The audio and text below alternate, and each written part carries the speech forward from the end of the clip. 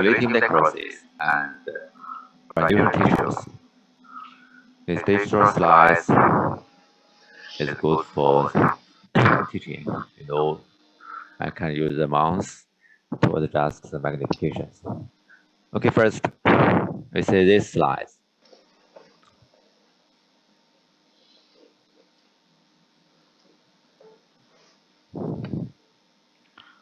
So, in this power, we can see which organ? Many glomerulars. Yeah. So, it's kidney.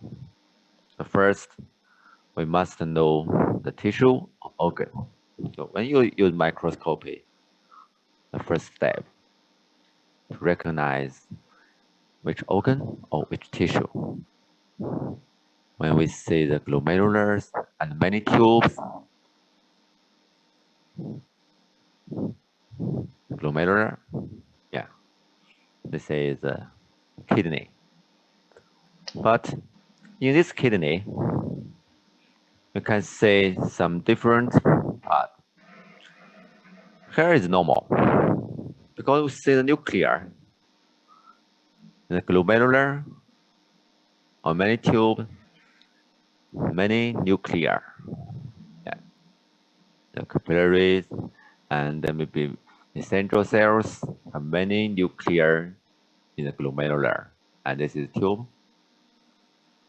Nuclear is very clear.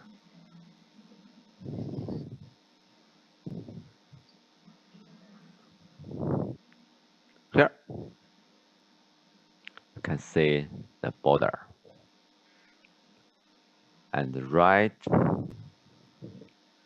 this area, necrosis. This is necrosis. So the necrosis tissue, we can compare it with the normal tissue.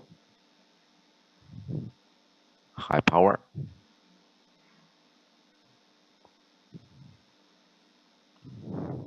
No nuclear. It's just a pink or red color. This is the tube, glomerular. It's also glomerular, many tube, but no nuclear. So it's necrosis.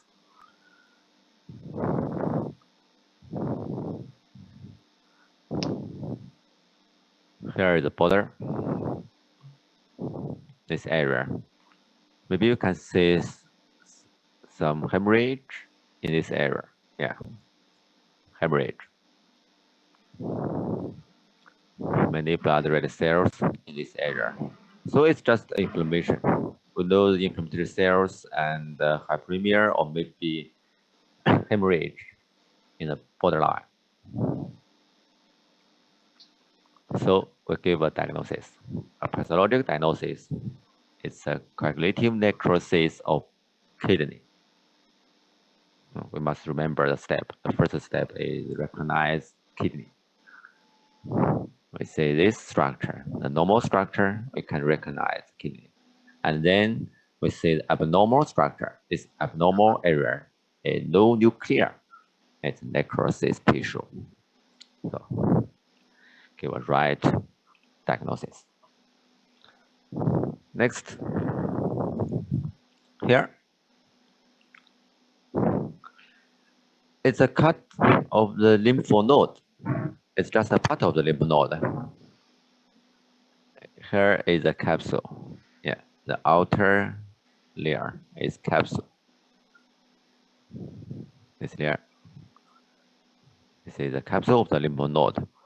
But the character can see a large pink area.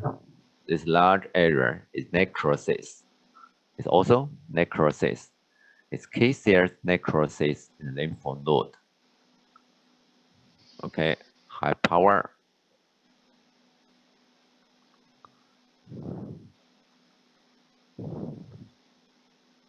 This is a capsule, the connective tissue, and many lymphocytes. Yeah, many lymphocytes area. But in this lymph node, we can see many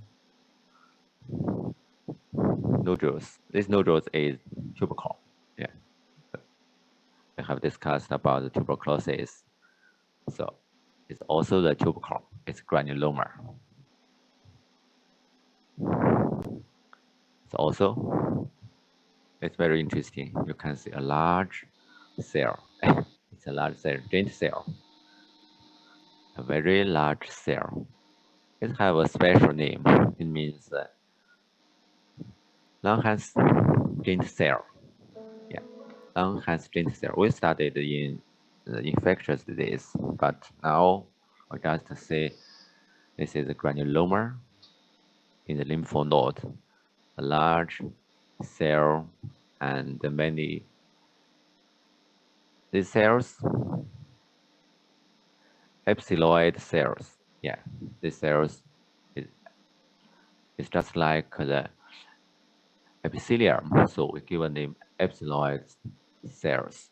It also comes from the macrophage, and many epithelioid cells can combine a large cell, Langhans giant cell, in this granuloma. So when we take a lymph node using microscopy, if you see the granuloma or tubercles and special cells, a large Langhans giant cells in the tubercles, and a large area of caseous necrosis. This is caseous necrosis. Okay, this is the character granuloma. Langhans giant cells, epithelioid cells, and caseous necrosis. So you can give a diagnosis. Caseous necrosis of lymph node, and you can show it's a tuberculosis bacterial infection. Sometimes you see in the highlights of the lung, you see the highlights lymph node, or maybe mesenteric lymph node have this character. We also can diagnose it's tuberculosis of lymph node.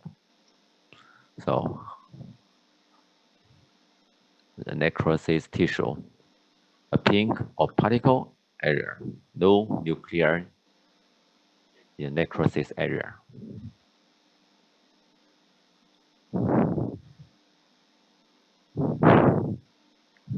Okay, low power. It's a large necrosis area, very large area. Here is some remain lymphocyte and some granuloma. Yeah, granuloma, maybe some large or small granulomas, cortex. Okay, next is granulation tissue. This slide is maybe come from the skin, or maybe the ulcers just we studied. But we know the structure of the granulation tissue. Here, the newborn capillary, many capillaries, a different section. Some maybe look like a long section, longitude section, transverse section, look like maybe small.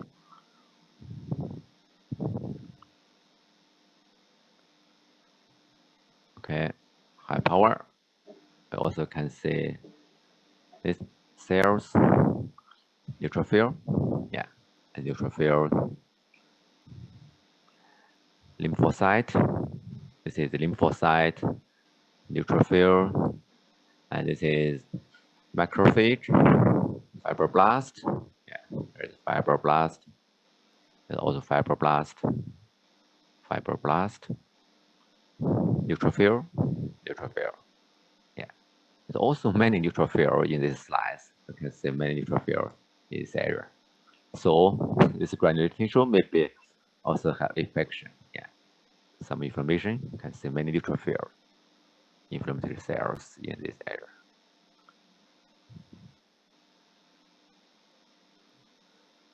fibroblast.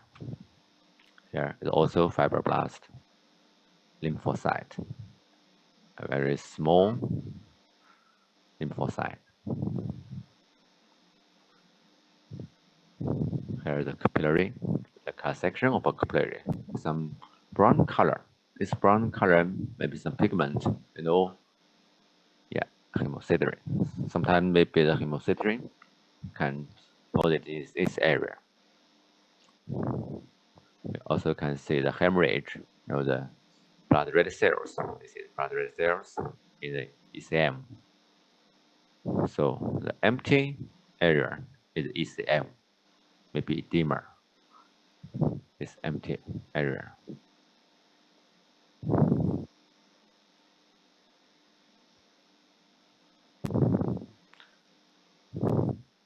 A hemorrhage. See many blood red cells in this area. Okay. It's 3 pieces of the granular tissue, but we can compare another one here. After a period, maybe 3 or 4 days, after 3 or 4 days, the granular tissue formation.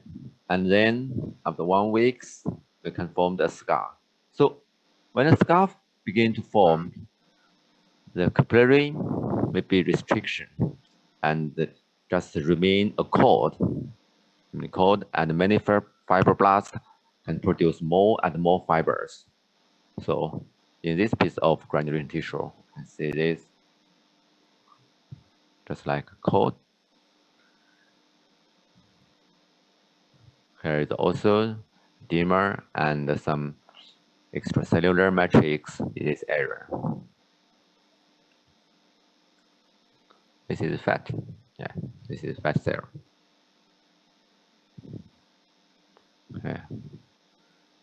The capillary begin to restriction and close. No clear lumen.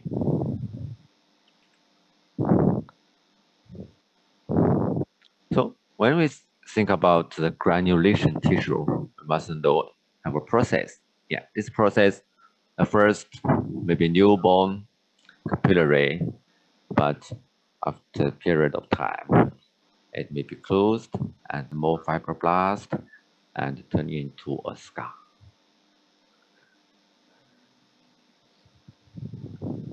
Okay, that's all for today. Maybe you are tired. We have 2 lectures today, so it's a busy Wednesday. Okay, that's all for today. Yeah, I'll send this PDF in the WeChat. Yeah, I'll send this PDF. Bye bye, 老师，再见。 Bye. Bye bye.